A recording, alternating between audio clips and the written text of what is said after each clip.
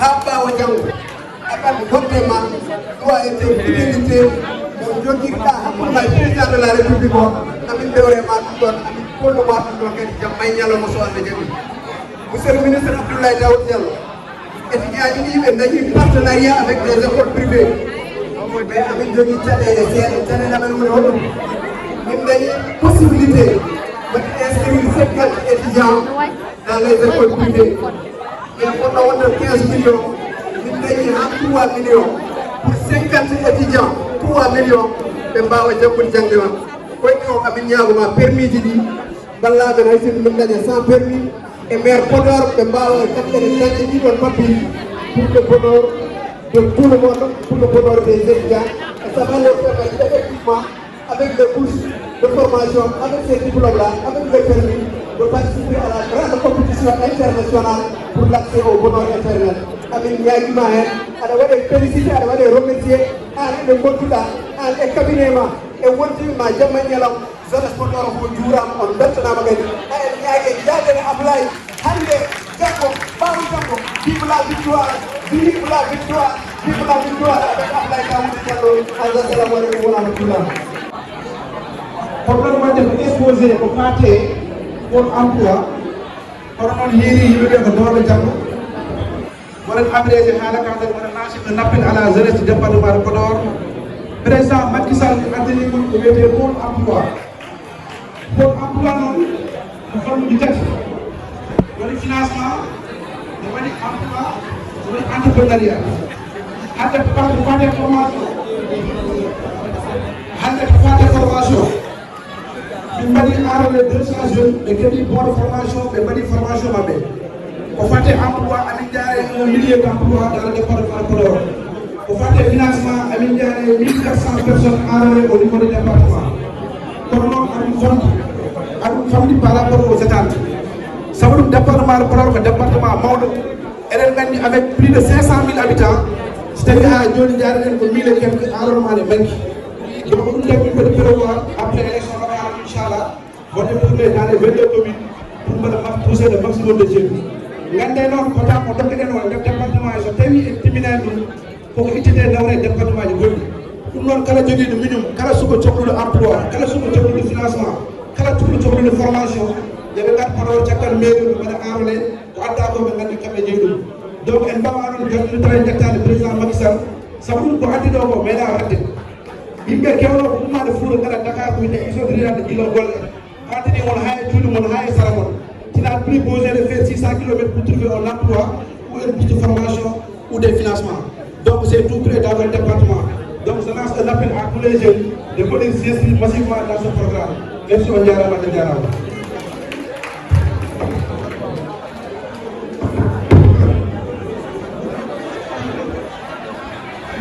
Merci. Nous présentons nos excuses pour le temps. Du budget que nous pouvons là-bas. Merci. Maintenant, on va passer la parole aux des grands monsieur, aux des cadres et ministres, et inspecteur principal des impôts et domaines de classe exceptionnelle, le ministre des Finances, le ministre des Budgets, le ministre de l'Intérieur, le ministre des Infrastructures, le directeur général de la Ménage, le secrétaire général de la CRAES, le directeur administratif au niveau de la CAMD, le commandant départemental de Podor, le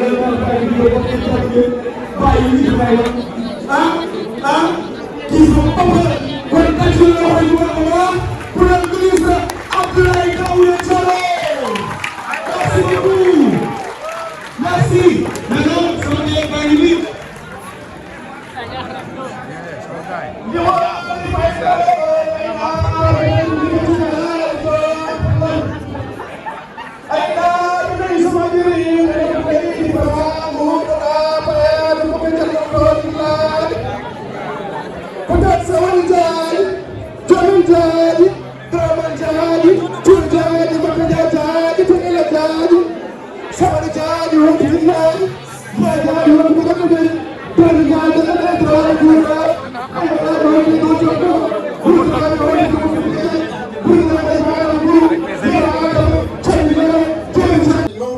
ولا تحاسبنا يوم الحساب سبحان ربك رب العزة عما يصفون والسلام على المرسلين والحمد لله رب العالمين. يلا يرموا يا فاهم جارم ميس amin ceerno seyda diallo lambudda so ko wayni so waɗi jomum siftore wonno ko jaalat tigi e département de Podor. Bandiraɓe mi salmini on ko hollude on tan weltalam tigi rigui onon sukaɓe e dalle mon nde no wayni kala no kewɗen fottude mbiɗa heewi wiide on nafata en nafate minen ardiɓe minen mawɓe ɓe onon sukaɓe ɓe rendude. Je vous félicite sincèrement et ndeno darde et cette démarche unitaire. Je le salue mbiɗa yooɗa ɗum mbiɗa weltina ɗum mbiɗa waɗa en félicité mbiɗa waɗa en encouragé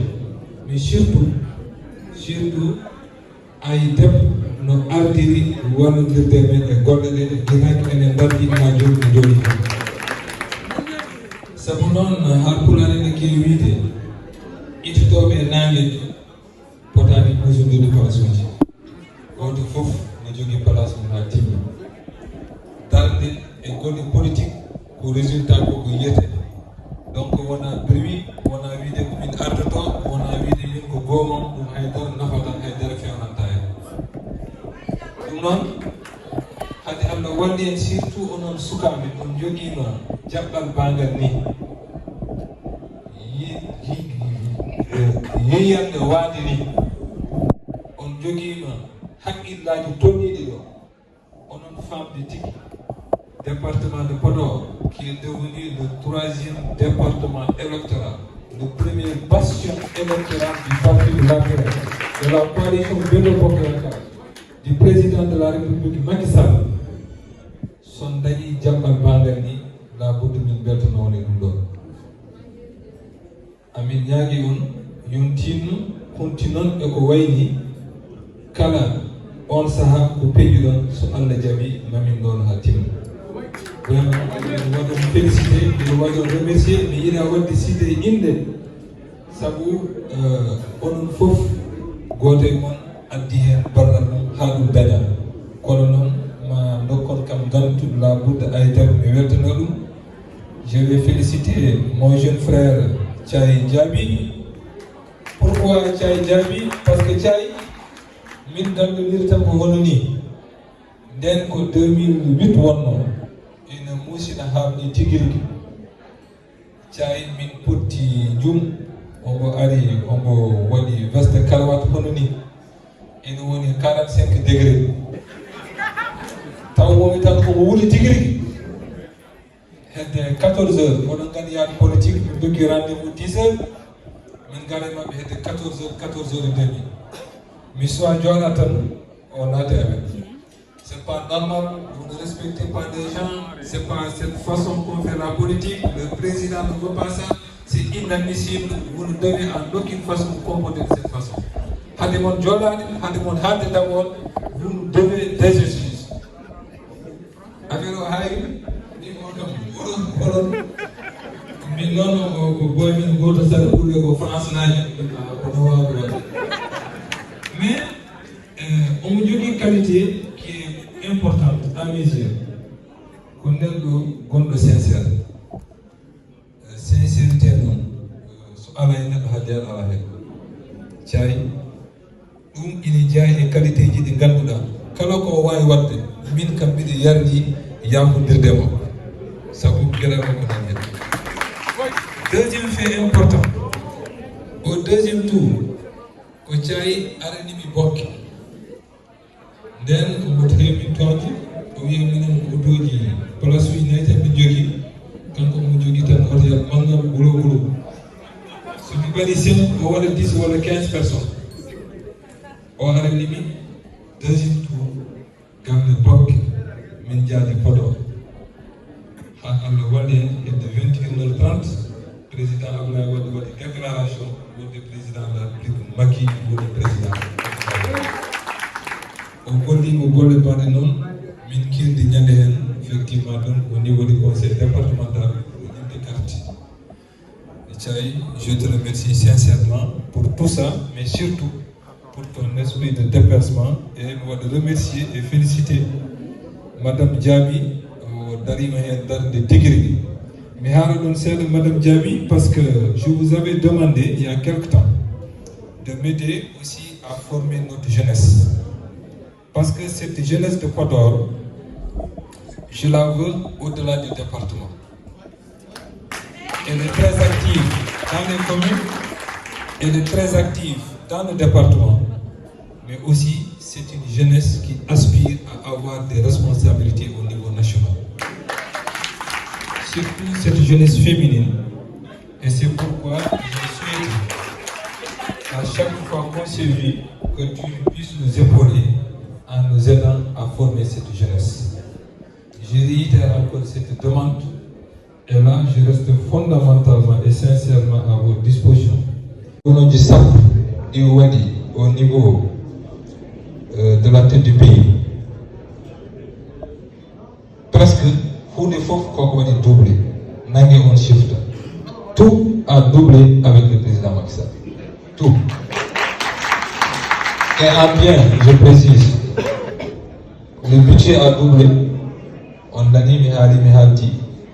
2012, on est donc 2400. On est aujourd'hui à 5198 exactement. Fonction publique, presque doublée. Maro, le riz pâti, la production a doublé. L'arachide, la production a doublé. Kana, zone Boudietda, au niveau minier, la production minière a doublé, la production de l'or au Sénégal a doublé. Là, on a double, maintenant vous multipliez par 4, voilà par 5. Le wono donc ko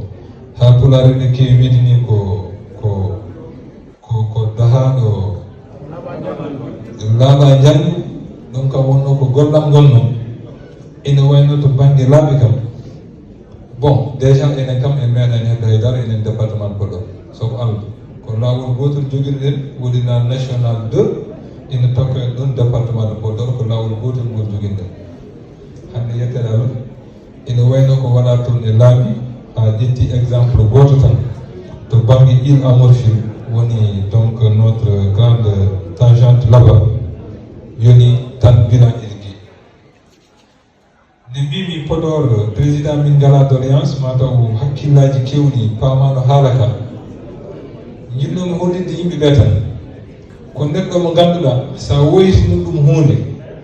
ina rokkuma ha ka miijinaki hoorema on tawi ka joom hakkille a ɗaccidan ɗum tan e hoorema ko ɗum wono haalaa président min ñaaguima ngo yo rokkumi e budget investissement nden tollino ko 3000 milliards leydi ndi fof peut être mi yiɗa télé ƴetta ɗum département de Podor dañi le 10e 300 milliards 3000 milliards sinnono fonno feccede e département ji 54 3000 milliards divisé par 45 oɗon gandi wonata 300 o rokki ɗum dokkowo mo noon ka ñagaki ɗum hankkadi a ɗaccidan ɗum tan e hoore ma ko ɗum wonno haalata ko gonga eɗen cohli kono noon sikkumi président de la république wonande kala ɓenɗo ɗum ɗoftude e département ina jogui haqqille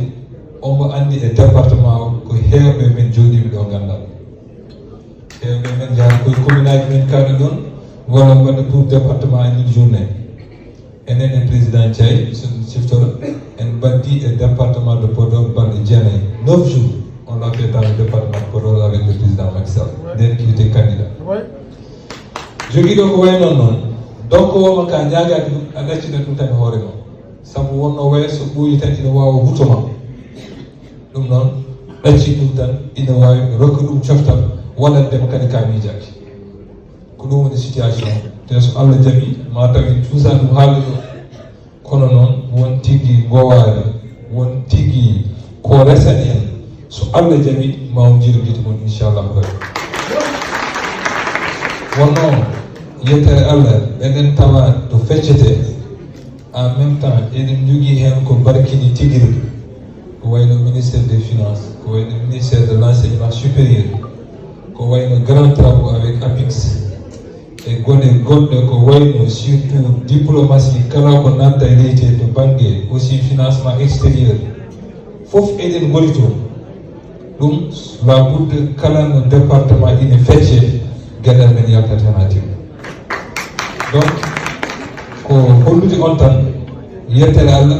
on a tigui la justification aujourd'hui de tout faire pour encore continuer à être hégémonique et démontrer au président de la République que le département est fier de son action pour tout ce qu'il est en train de faire pour nous. Mais oui, nous avons donc banque réalisation, nous avons le camarade Luxar a eu à faire un exposé sur ça. Mais je serai beaucoup plus dans les conseils et les suggestions. Parce que pour y avoir des soukabe, ko badirabe, ko gongue dendirabe nani hen, mais pour l'essentiel, ce sont mes enfants et mes neveux.